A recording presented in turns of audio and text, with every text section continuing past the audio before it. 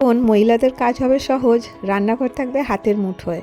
আর দেখো রুটি করার পর রুটি একদম শক্ত হয়ে যায়, কিভাবে রুটিটাকে নরম রাখা যায় আজকে আমি তোমাদের সামনে নতুন কিছু টিপস নিয়ে চলে এসেছি। আমি মো মাল্টিফ্লেভার চ্যানেলে আমি তোমাদেরকে আবার একবার অনেক অনেক স্বাগত জানাই।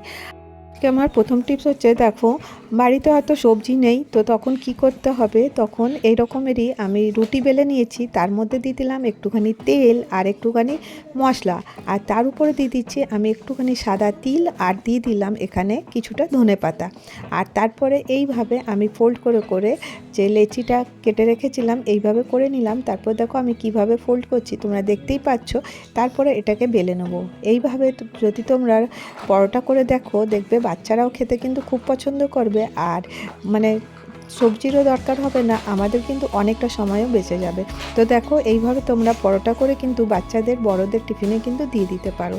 তো দেখো কত টেস্টি হবে এই পরোটাটা। এবার চলো নেক্সট টিপসে চলে আসি। প্রত্যেকেরই সমস্যা হয় যে আটা মাখা কীরকম হবে যাতে রুটি একদম সফট হবে। তো আজকে আমি আটার মধ্যে কিছু জিনিস মিলাচ্ছি। দেখো এখানে প্রথমেই দিয়ে দিলাম লবণ, আর এখানে আমি একটা জিনিস দেবো, ওটা হচ্ছে হিং। হিং দিলে কি হবে যে পেটে ব্যথা বা গ্যাসের প্রবলেম এটা কিন্তু হবে না। তোমরা হিং দিয়ে দেখতে পারো, খুব ভালো উপকার পাবে। আর এর মধ্যে আমি আরেকটা জিনিস দিয়ে দেবো, ওটা হচ্ছে হলুদ। হলুদ দিলে কি হবে বলো তো, এটাতে আমাদের গ্রহদোষ কাটে, আর হলুদটা কিন্তু খুব ভালো হয়। এক চিমটে হলুদ কিছুই বোঝা যাবে না। তোমরা দেখে নাও আমি আটাটা মেখে নিচ্ছি।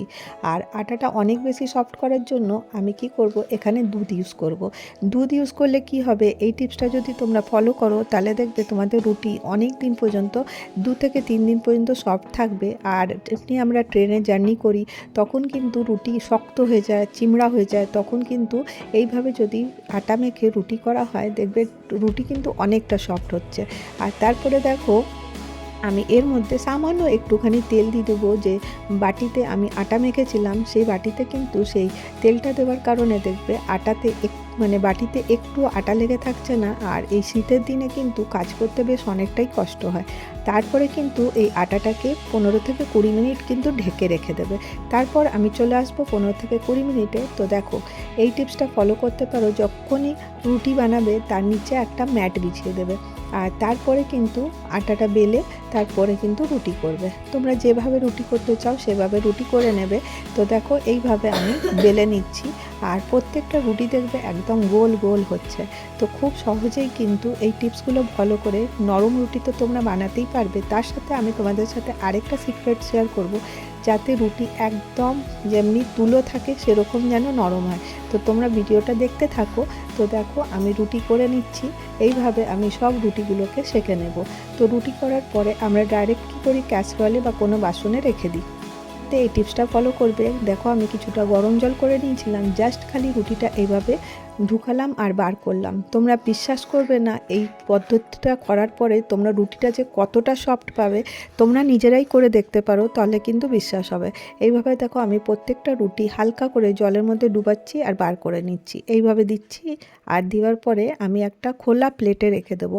আর তারপরে এটাকে আমি খোলা জায়গাতে রেখে দেবো যাতে এর জলটা নিমিষে শুকিয়ে যায়। আর এতে কী হবে, যে শুকনো আটাগুলো ছিল সে আটাগুলো কিন্তু ঝরে যাবে, যার কারণে কিন্তু রুটি একদম সফট হবে।